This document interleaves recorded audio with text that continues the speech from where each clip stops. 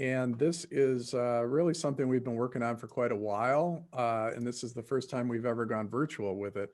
Normally, as I've mentioned earlier, we often have about 160 to 180 people on the stage of MPI right now, instead of me tucked over here in the sound room talking to all of you virtually.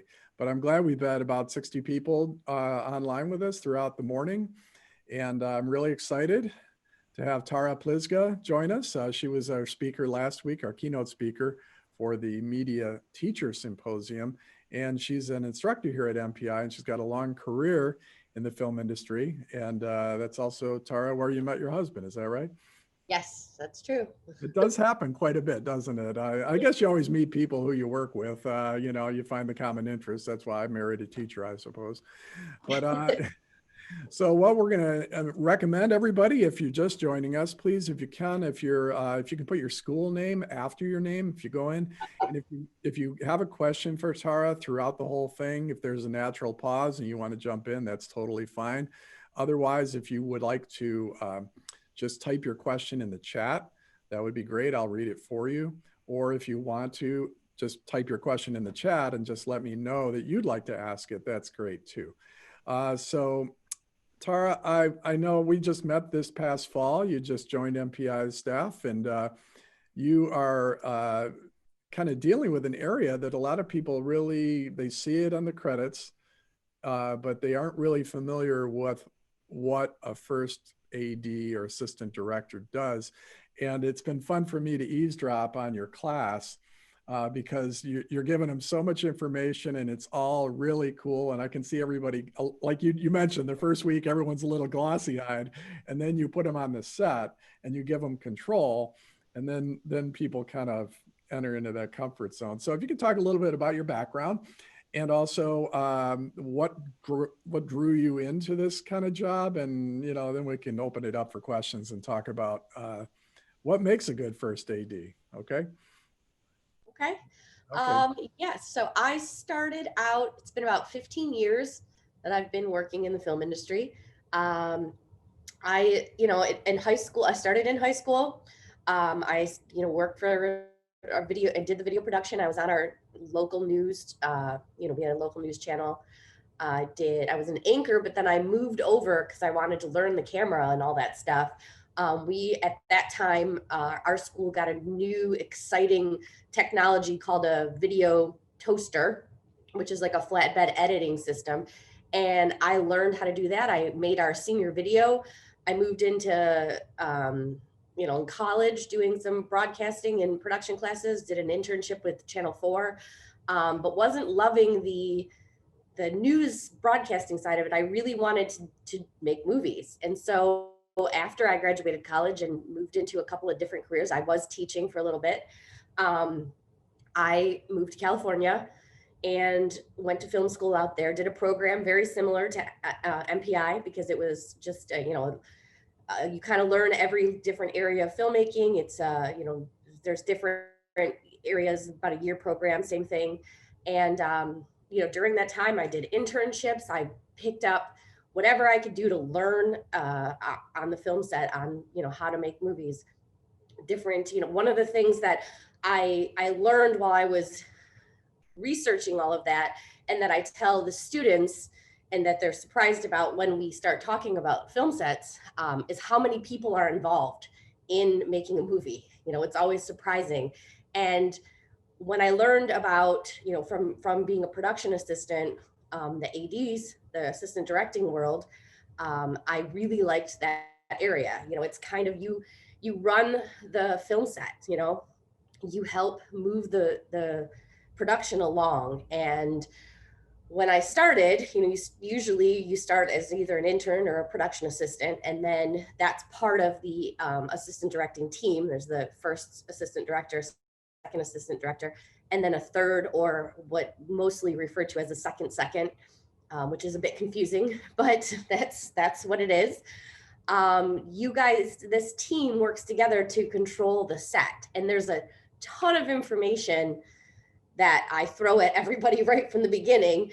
But for the most part, when you get on set, you see how you work together to keep it moving, as like a well-oiled machine, hopefully. There's a lot of prep work and paperwork involved, which was the other thing that surprised everybody. You help the assistant director who starts off right from the beginning, kind of working with the director and the producers and stuff, putting together a schedule. That's kind of the main thing, breaking down the script and putting together a schedule to see how the actual production is going to go. And then from there, you're working with the actors and the crew members and locations and everything else to kind of get everything together. So when the day you start production, that's how you're going to see how it comes together, how many days it's going to take. You have every minute basically planned out on set. And it's just to help keep things going and to help with the budget and to, move things along and prepare, for anything that could come up. Safety is a huge thing. That's another kind of surprising area that I think the students weren't too aware of when I told them about, the assistant director's job as far as safety goes on set. They are pretty much in charge. And with all this fun new stuff we're learning with COVID, there's a whole new department that, is COVID compliance officers and things like that. But our primary concern is safety on the set. And that is one of the things that the AD is in charge of as well. I know that's a lot of stuff thrown at once, but that's kind of how it goes. Well, that's fine. I always like war stories. And if you want to talk about some of the moments you'll always remember about working on a movie or a television show. When Jeremy was on earlier, he mentioned he worked on Enchanted, and that started a whole string of questions about specific scenes in Enchanted. And also just what the dynamics like working with a director. Obviously they're all different, and you learn a lot, I guess, just by sitting next to all types of people, don't you? Oh yeah, there's you learn a lot about what to do. You also learn a lot what not to do. And kind of sometimes that's the best way to learn. I've seen.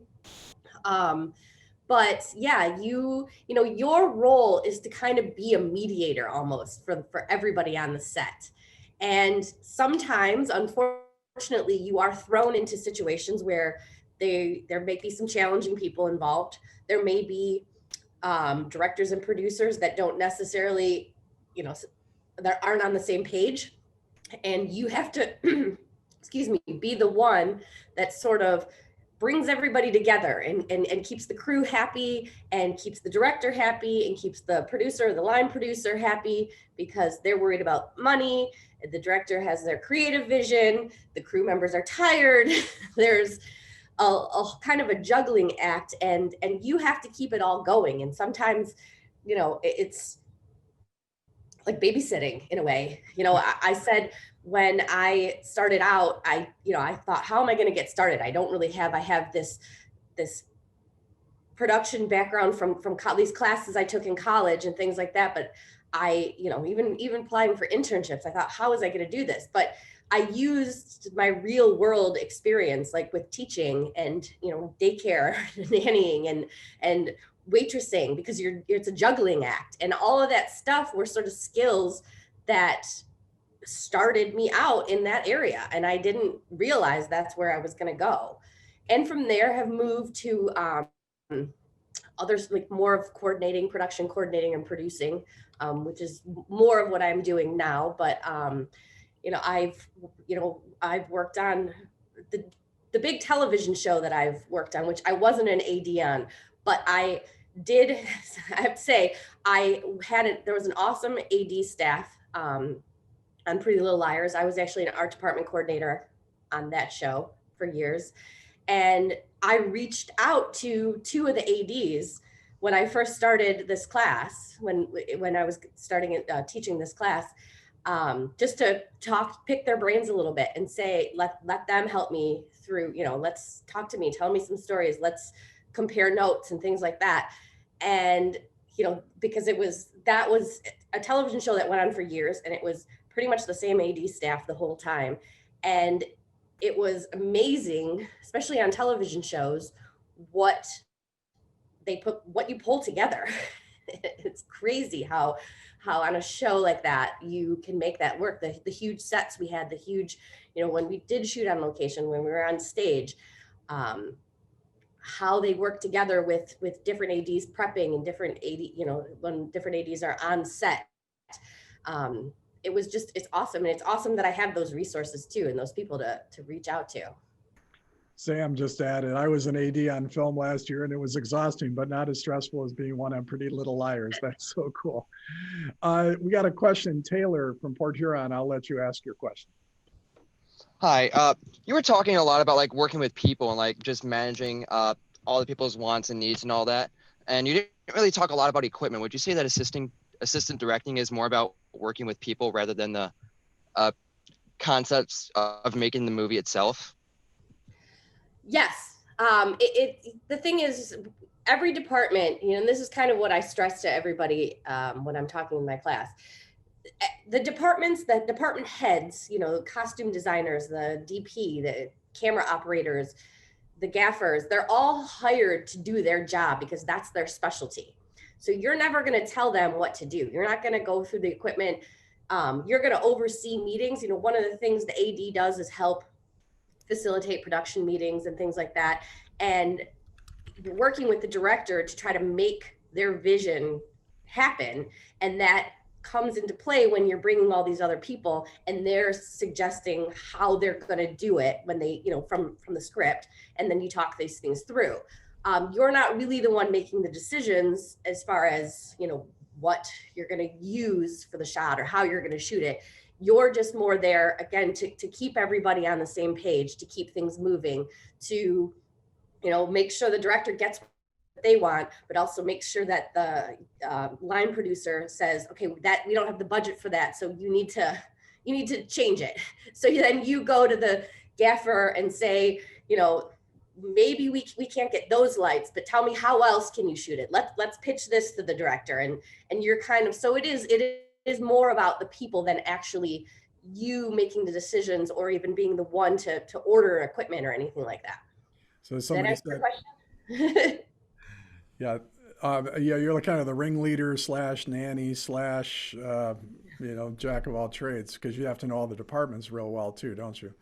Yeah, and that's definitely one of the skills, is that, why I think the program at MPI is really good, because you're introduced to all the different departments, even if it's not your specialty, you understand how sound works, you understand how the lighting department works, you understand camera, you understand all of these areas, what the grips do, all of that stuff. So you kind of have an idea how it works. So when you're putting it together and the schedule and you're looking at a scene and this location is huge and this scene's going to take a lot longer to light, you're going to schedule it accordingly because you kind of understand how each department works.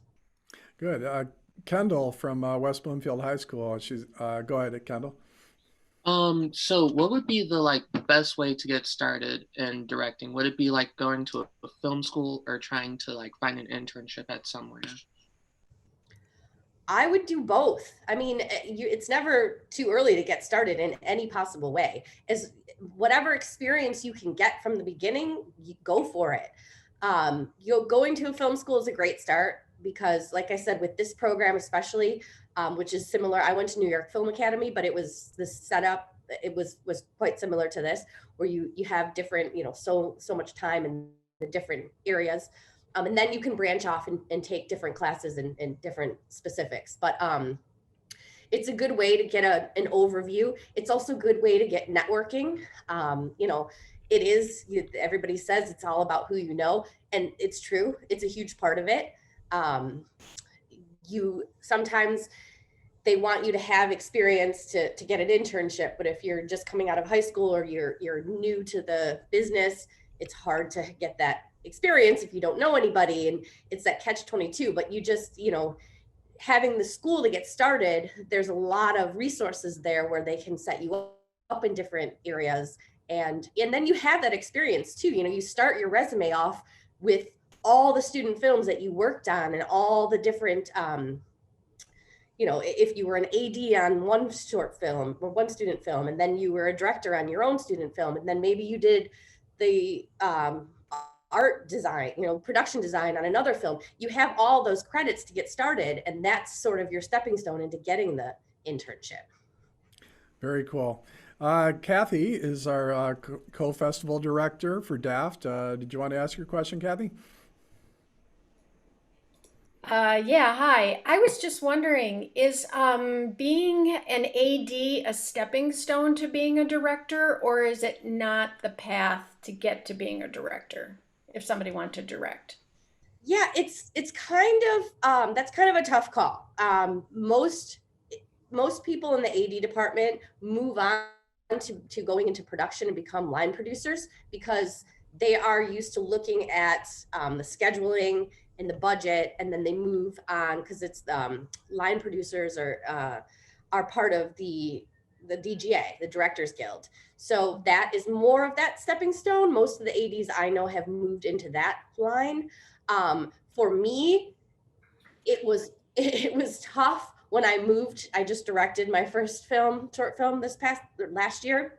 Wow. And it was very hard for me to get out of that mode of thinking about the schedule and timing and all of that other stuff when I should have just been thinking creatively and let somebody else handle all that stuff.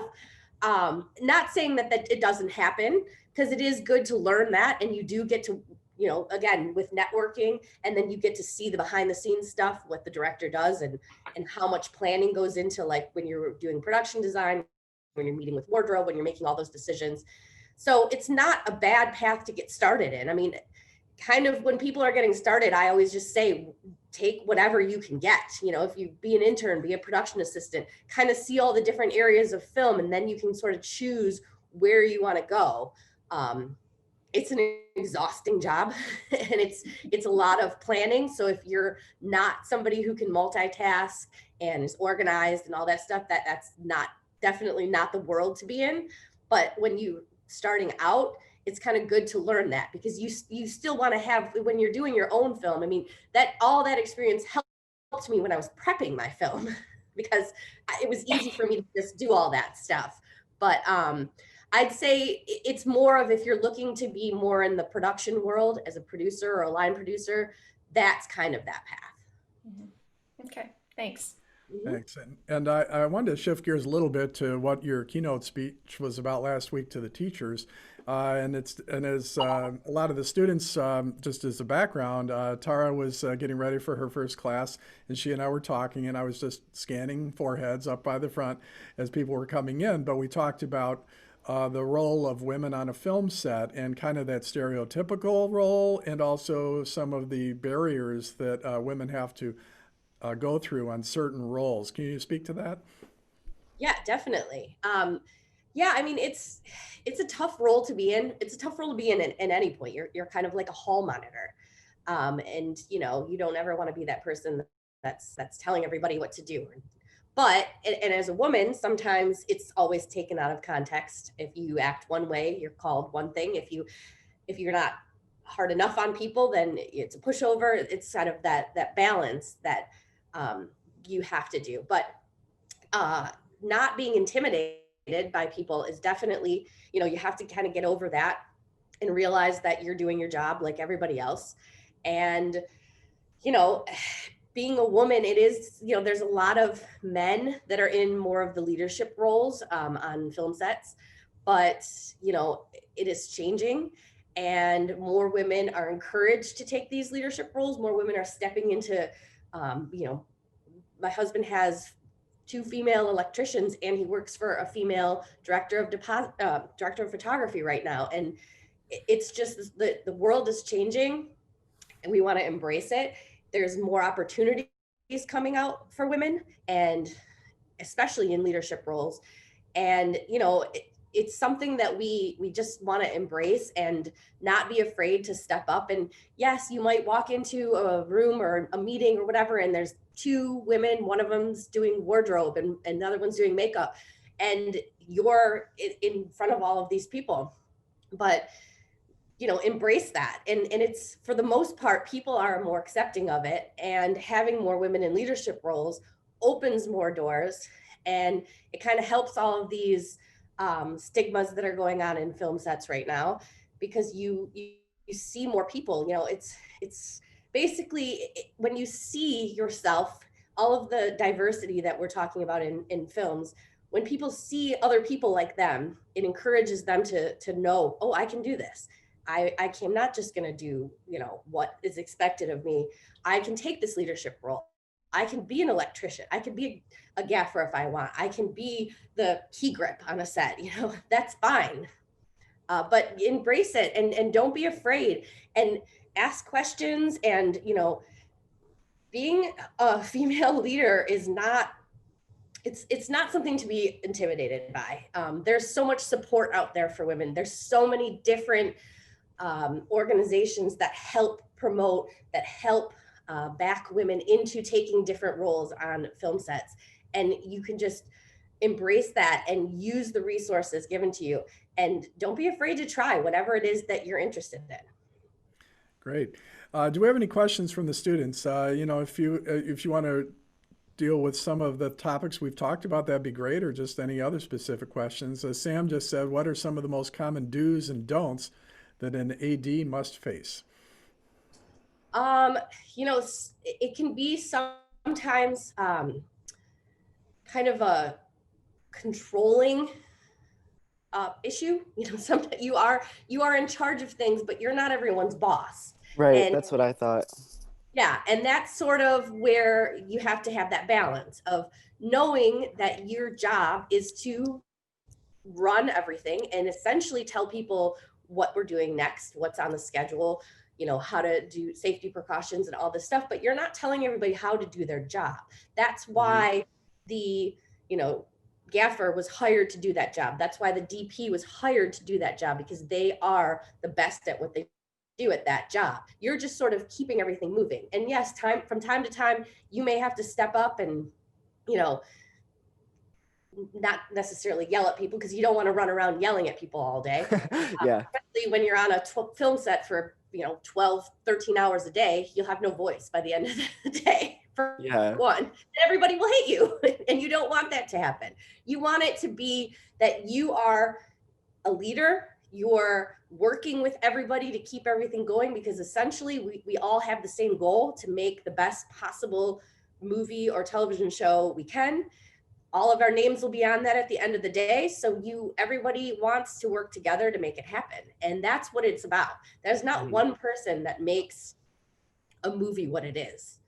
There's hundreds of people. So you want to make sure that you are the one keeping it together and doing it in a way that is, it gives the end product the best possible thing. All right. Well, thank you. That was a great answer. Welcome. Thanks. That was a great question too. Yeah. I'm interested. There's a lot of other don'ts and do's I could tell you about too. Do any of the students want to share any experiences they've had, either being a first AD or from any of the women on the call right now? Do you want to share an experience you had when you maybe were put in a position being the director or a first AD, or kind of running things? Did what Tara said sound accurate in your world of plays and shows and things like that? So any of those topics are cool if anybody wants to chime in. Sure, I'll add something kind of small. When I was working on an AD for a film called Bodies at Bagley, it was a horror film, and it was like the first horror film that I ever worked on, and it was really fun, but it was also my first time as an AD, and the people were very nice, but it was very scary because I wasn't familiar with a lot of the SFX work. And I felt that they kept looking at me for answers on like, when should I be here? Is this gonna stain all my clothes? And they had so many questions for me. And I was like, guys, I'm sorry, but I don't know. And I didn't know. That's why I was asking the do's and don'ts for an AD, because I wasn't sure if that would be in the realm of something I should have been more aware of, or if it's like, things happen, you're not always prepared. What do you think? Well, it's tough because when you're on these smaller productions, there's not always somebody who's in charge of every little thing. You don't necessarily have, on bigger productions, you'd have a special effects person that is in charge of that. Or you'd have a wardrobe person who makes sure what you're using isn't going to stain your clothes and that kind of stuff. Those are the kind of meetings that you would have. When it's a smaller crew, the AD definitely has more responsibility responsibility.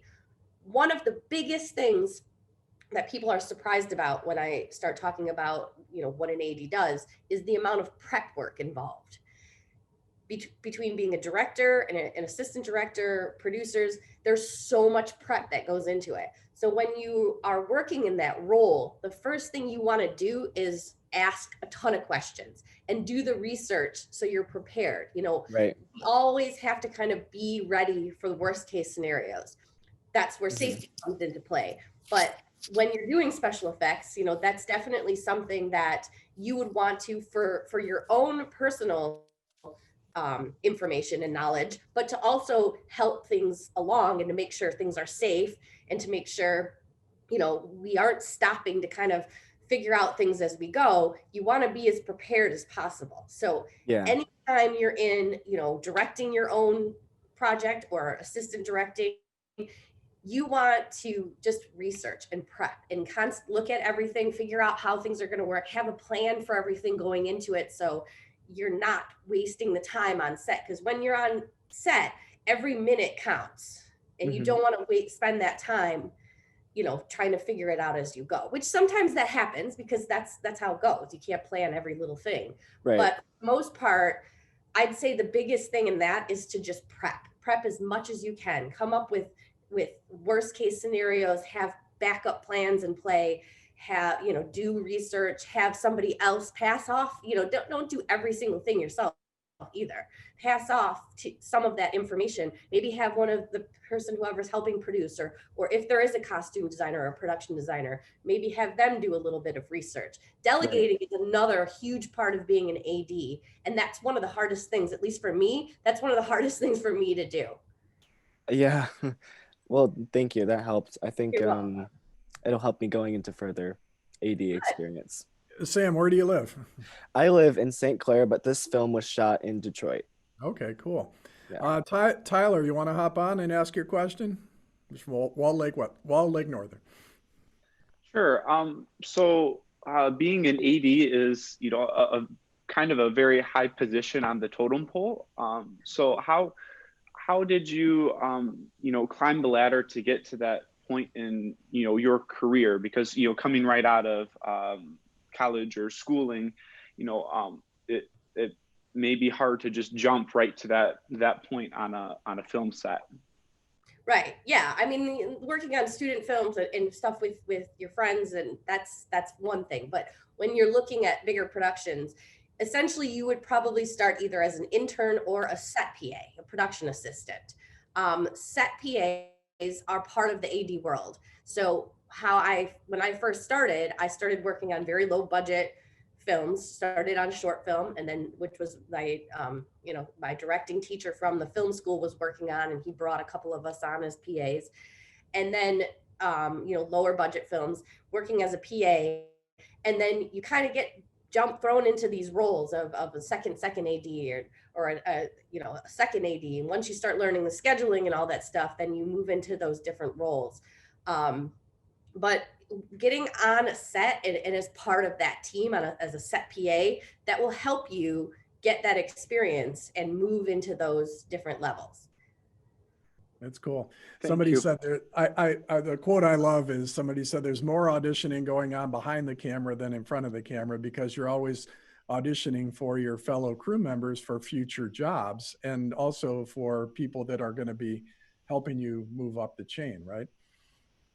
Yeah, absolutely. You never know who you're going to meet. You never know who's going to bring you on to the next project. And so anywhere that you get started, whether it's an internship or a production assistant, you never know where that next job's going to lead. You don't know who you're working with. The person, the other intern or the other PA with you might have a job next and bring you on to that one. So everything you do from the beginning, treat it as professional as possible and know that everything can quickly move you to the next level. I got thrown into being like a second AD, I think on like the second or third film I worked on, which was a very low budget film. And I didn't know that much about it as far as like scheduling and all that stuff goes. I didn't do that part of it, but I worked with the actors and I just kind of, got to see that stuff behind the scene. And I just kind of, you fake it till you make it. And you ask questions and you learn, and that's kind of how it works. So you never know what that job's going to lead to. I think all the teachers on the line right now can totally associate with that when all of a sudden you find out, oh, I'm teaching speech. Yeah. Tomorrow, and then you're just staying one chapter ahead. We're going to wrap it up, but Taylor from Port Huron just asked a quick question. Everything in film is very freelance. Do you have any suggestions to try to maintain consistent work and income?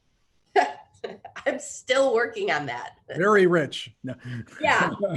I wish I would have thought about that before. I waitressed and bartended throughout my career in LA, which is pretty common for actors or people in the film industry.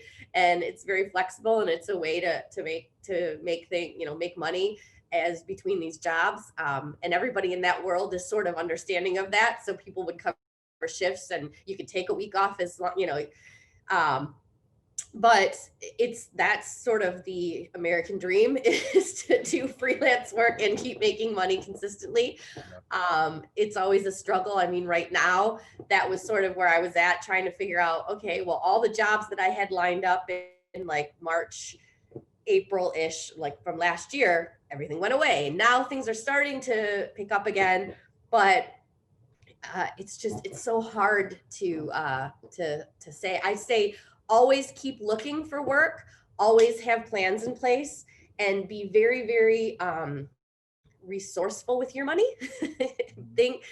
Live, even because there's times where you're making more money and you think you might have, you could maybe live a certain way. I would say live below your means for as long as possible, so that you have money set aside, and always have a backup plan.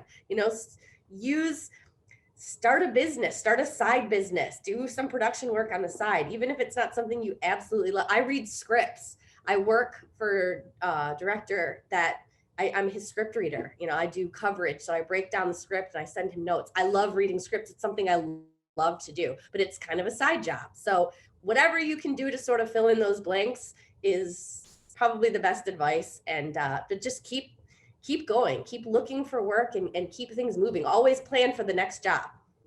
Cool. Well, thank you, Tara Plizga, first AD and instructor at MPI, and freelance. You could be a freelance consultant, actually, with all this advice. That's good. Yeah. Hey, I've got tons of it. All right. Well, thanks so much. We're going to take a quick break, about a minute, and I'm going to stop the recording. We're going to go over to Scott Norman, who's going to talk about the world of acting. So have a great day, Tara. Thanks so much. Thank you.